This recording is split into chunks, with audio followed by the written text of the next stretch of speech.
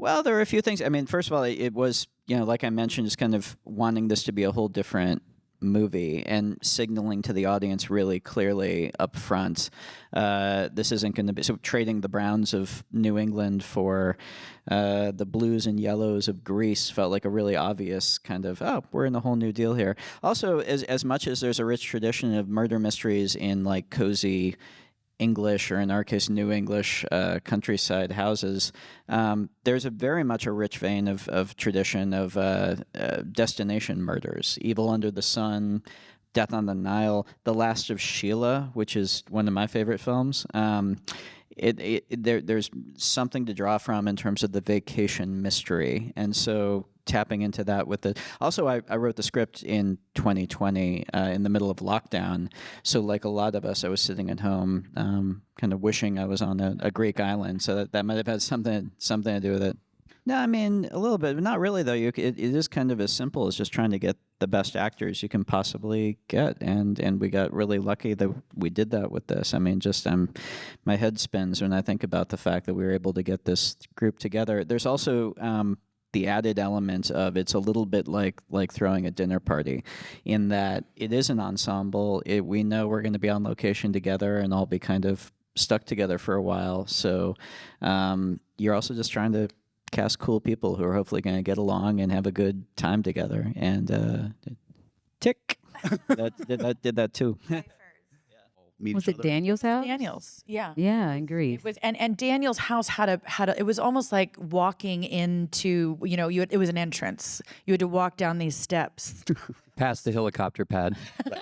So every time a new cast member came down the steps, it was like, oh, here comes Janelle. It was like, and you got, so it was a real meeting. It was, but it was great. That was fun. I feel like we all immediately just were like, had known each other forever immediately. Daniel in a salmon-colored linen shirt with espadrilles, serving cocktails. Was this Daniel or Benoit? Like, No, was this Daniel. Oh. There's a lot more Benoit in Daniel than that other franchise thing he does. Yes, I've had a couple of opportunities, to be a part of great ensembles with Hamilton and One Night in Miami, and this is one of the best. It was, but it's really an impossible thing, I think, to achieve without the leadership. It happens from the top down. You really can't lead from the rear or from the bottom of the call sheet, as it were, or the middle of the call sheet. It's really Ryan and Daniel and Ram making it feel that creative and that permissive and that fun. So yeah, I felt it. Yeah. I'm in a Knives Out mystery. Yeah, I mean, for me, I think just watching Daniel work was a privilege, and he's a consummate professional. I mean, he shows up ready to deliver every line.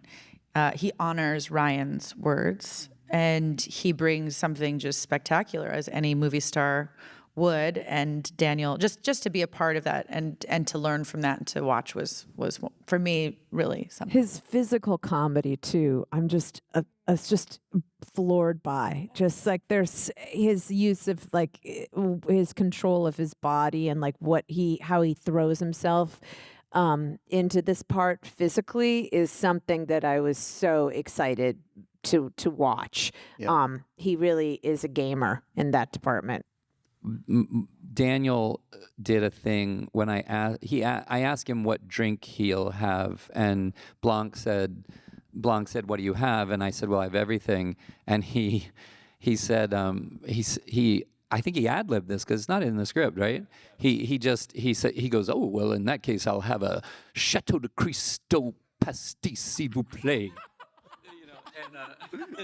It was so good, and then he immediately laughed and he turned and he said, "Did I go too far?" And we were like, "Don't change a thing," But I found the clip, so I've made Daniel saying, "I'll have a Chateau de Cristo pastis, s'il vous plaît," is my ringtone for him. It's going to be a cheat, but everybody for different reasons. I mean, I feel like you could always cut to anybody in this room. I will say that a couple of, first of all, Maddie always was doing something hilarious in the background of every single shot. And then you would, after I was editing and staring at this footage for like months, I would realize there's like a whole thought and intent behind. She's playing a whole joke that's a whole other screenplay in the background. And it's just for her. Just her. It's incredible. Yeah, it's amazing. Also, though, I love Kate's reaction shots also because you had the best descriptor of how you played your part, which is you said Birdie understands every third word, and if you watch her listening and reacting, you can see her like. I was just not. It's incredible. So good. Oh my good. No, I am a fan of everybody on this stage. You know, I think that being able to work with Rian is a dream. I literally just told myself if I ever had the opportunity, it's a yes. And then after reading the script, it was a hell yes. Yeah. You know, because this is a character that you get to play with. So many layers, so mysterious. It took a lot of focus. There were moments where the cast was having a blast after they did their scenes, and you know, maybe I was in the corner upset, jealous, mad. No, I wasn't.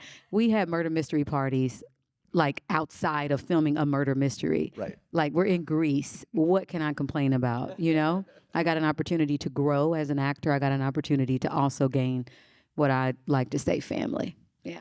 So for Madelyn, Jessica, when you walk into a murder mystery party and Janelle Monáe is in full costume, are you like, what rabbit hole have I dived into, or is this the greatest job ever? Like, what's... It was amazing. Janelle, it was a guaranteed serve. If Janelle was coming to dinner, it was going to be a look. And everybody else was underdressed.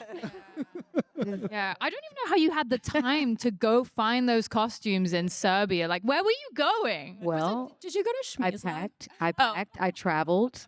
I have one suitcase of just murder mystery, just in case. Wow. I get invited to a murder mystery party. So you travel with a suitcase? No, Gag. there are very few people in the modern world today who travel with one of those old-fashioned armoire chests that open into a full 3-compartment closet.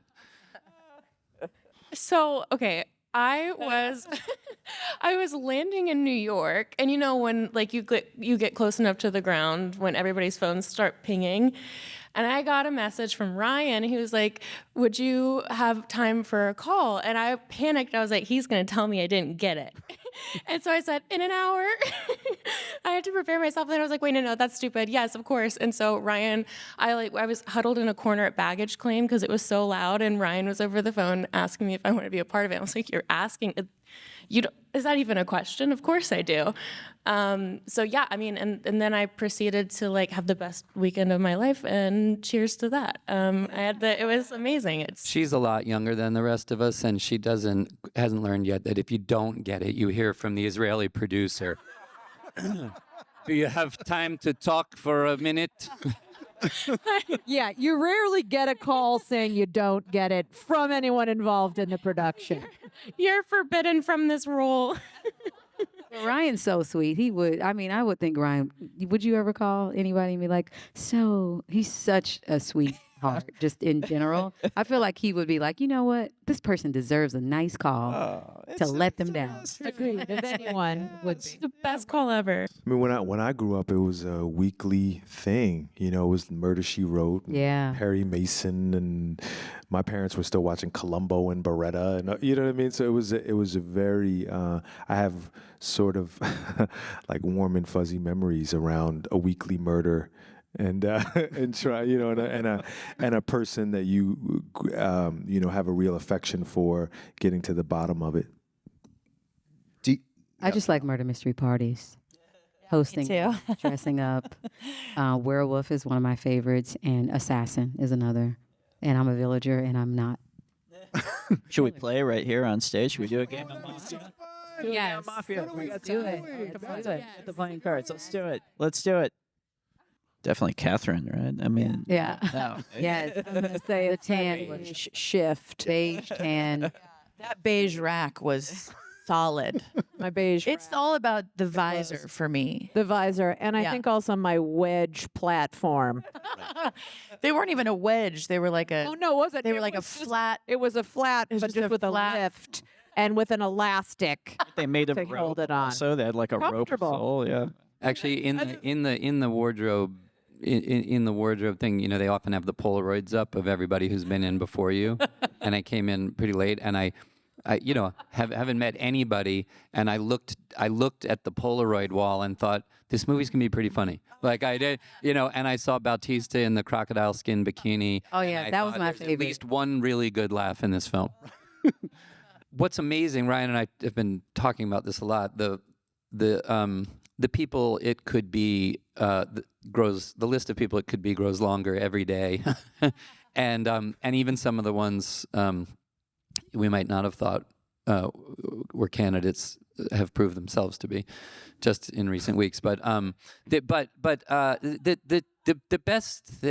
I said to Ryan, I think that it's sort of like Carly Simon's song "You're So Vain, You'll Probably Think This Song Is About You." I think that there's a lot of tech Illuminati who probably will and should think that it's in reference to them. Honestly, really, it just makes sure none of them got COVID. Other than that, That's fair. Yeah. other than that, my life was pretty easy. I mean, those guys just, you know, you got Ryan, you got Daniel, you got the amazing cast. You just stayed out of the way, make sure they do their thing, and that's it. Ram is playing this down. Ram was really, I mean, like, you were busting your ass trying to make sure that everybody was staying. Spies, hired spies. Yeah, it was like, you know, you were amazing, and we got through it without one shutdown. Yeah.